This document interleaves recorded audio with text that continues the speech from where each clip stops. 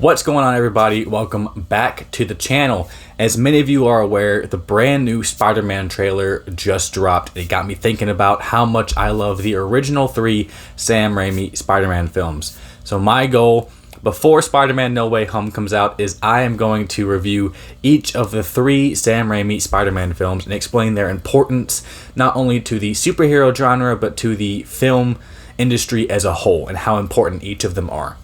Kicking it off is the original Spider-Man film from 2002, starring Tobey Maguire, Kirsten Dunst, Willem Dafoe, and James Franco. This film was the Kickstarter to what I believe was the beginning of the superhero boom of what we got. Before the 2002 Spider-Man film, we had a couple of superhero films. We had the Christopher Reeves Superman films. We had 4 of those. We had 2 Tim Burton Batman films and 2 Joel Schumacher Batman films. We had the first X-Men film, I believe. This is Spider-Man 1. It is iconic for a number of reasons. It was an instant blockbuster. People absolutely loved it. Tobey Maguire became an instant icon. He was already known, but he wasn't as well known as he would be after the release of this film. Spider-Man, for those of you who somehow don't know, follows the story of Peter Parker. He's a nerd. He doesn't have a lot of friends. He's a photographer. He's a senior in high school. He is best friends with Harry Osborn, who is the son of Norman Osborn, who is this giant businessman. Peter has a crush on Mary Jane, but she's a popular girl. One day at a field trip to a museum, Peter gets bitten by a radioactive spider and he gets granted the ability and superpowers of a spider. Uncle Ben teaches him the greatest motto of all time: with great power comes great responsibility. Tobey Maguire then uses this newfound motto and lives life as a new superhero called Spider-Man, where he stops villains, helps people of New York, and ultimately tries to find the balance between life and his superhero duties. While this is going on, Norman Osborn has been experimenting with this new superhuman serum, and he tests it on himself, which then drives him insane, and he becomes the Green Goblin, Spider-Man's arch nemesis, and the two go head to head. Ultimately, these two fight over what is right, what is wrong, and what do people with superpowers ultimately owe the people that don't. What does Spider-Man owe the people of New York, as Green Goblin constantly tries to tell Spider-Man how the people of New York will eventually turn their backs on him. This film is absolutely fantastic. First of all of the acting in this is mwah, it's fantastic. Willem Dafoe steals the show as Norman Osborn. And I think, ironically, the worst actor in this is James Franco. I like James Franco quite a lot, but as the son of Norman Osborn, he is probably the weakest link here. Tobey Maguire is great as Spider-Man, and Kirsten Dunst is good as Mary Jane Watson. I think there's a very good, well-rounded cast in here. Ant-Man, Uncle Ben are good parental figures for Peter to go on this journey with. And of course, I can't not go without talking about J.K. Simmons as J. Jonah Jameson. He is one of the best characters ever to be portrayed in live action. He hands down steals the show, even probably more from Willem Dafoe. He and Willem Dafoe go back and forth as to who is the best actor playing their character correctly. And my God, this is fantastic. It's so fun to watch this film. There's a lot of early 2000s nostalgia, but I don't love it just for that. I also love this film because it's ultimately a great combination of campiness and seriousness, and what ultimately a superhero film can be. So, before this, Tim Burton tried to make Batman a little bit darker and edgier ever since Adam West's Batman. Everybody thought it was really campy. Sam Raimi comes in. He was a horror director. He comes into this film, and he does some bizarre editing choices. So when Peter gets his powers, it shows him lying on the floor, and there's flashes of skulls on the screen. Don't understand that entirely. However, I can say that Sam Raimi does a fantastic job at directing the film. There's a lot of great open wide shots showing all of the action. And when the action is very intense, there's a little bit of slow motion thrown in there. There are some close-ups. You really feel the impact if Peter gets hurt. And you really at times feel like the Green Goblin, just because he is older, he's maybe got a little bit more fighting experience. Norman Osborn's an older guy, maybe even a smarter guy, that this is truly Peter's arch nemesis, that Peter might not be able to beat him. He gets his ass handed to him in their final fight up until the very end, when, of course, Green Goblin ends up essentially killing himself, and Peter has to now keep the secret that not only is he Spider-Man, but that his father was the Green Goblin. He has to keep that secret away from Harry and Harry now blames Spider-Man for his father's death. So that creates an interesting dynamic and a great setup for the sequel in this series. I really like how in this film, Peter does not get with the girl. You think the whole time Peter's going to get with the girl. In fact, I think the opening narration begins with, any great story starts with a story about a girl or something like that.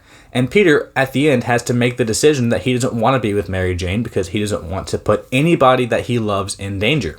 His Uncle Ben obviously gets shot and killed. And while Peter does kind of get his revenge for that, it's not the right way to go about it. His Aunt May ends up getting put in the hospital by the Green Goblin, and he doesn't want to put Mary Jane in harm's way, as she does several times throughout this series. So he's making the right decision here, and I like that Sam Raimi subverts the expectations of audiences and ultimately makes you think it's going to be a story where, Peter gets the girl at the end, but he makes that decision as the hero. I'm not going to be with her. I'm going to instead save people I care about because I don't want to put my burden and he calls his superpowers a curse. I don't want to put my curse on other people. Since it's 2002, some of the special effects aren't that fantastic. You can tell that the CG looks a little bit weird, wonky. When Spider-Man's flying around, he looks kind of So the CG could be better, but they use a lot of practical effects in this. The fight scenes, a lot of it's practical, so I enjoy that. And yes, some of this movie is silly. Some of the fights are like Power Rangers fights where there's just explosions going off. I think one of the most iconic scenes of this film is the giant parade scene where the Green Goblin throws a grenade and vaporizes these businessmen to bones. Like, they just turn into bones.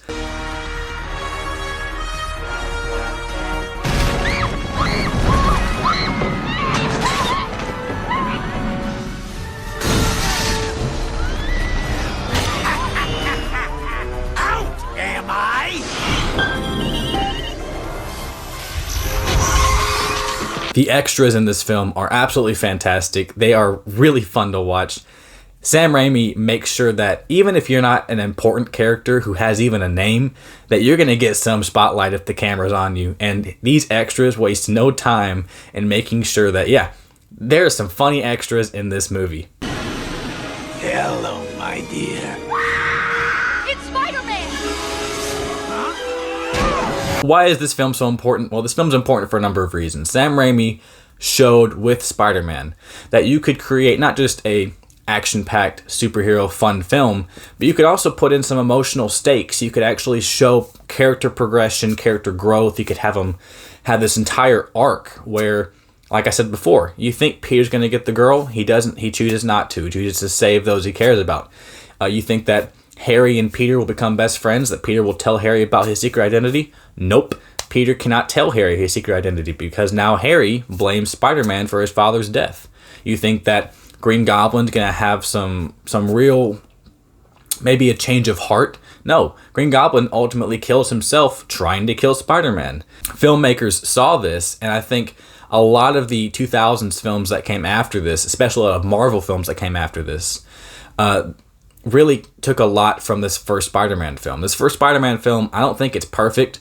I think that there are some silly scenes. There is some cringeworthy line delivery at time by James Franco mostly. But I think it's iconic because it showed people what you can do with a superhero film, right? After this, DC revamped the Batman series. They did the Christian Bale Dark Knight trilogy. They made Superman Returns.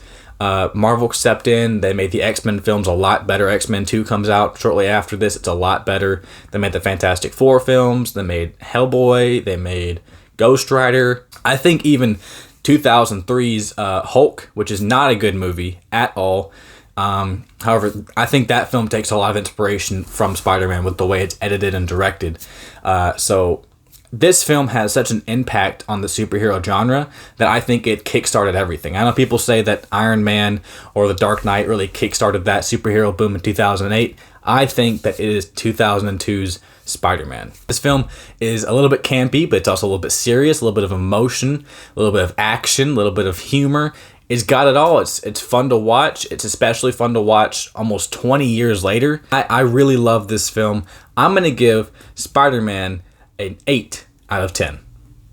Thank you guys for watching. What did you guys think about Spider-Man? And when was the last time you watched it? I'd like to hear it down in the comments below. And of course, get yourself a Pepsi, watch Spider-Man, and you guys have a great day. I will see you later. Bye.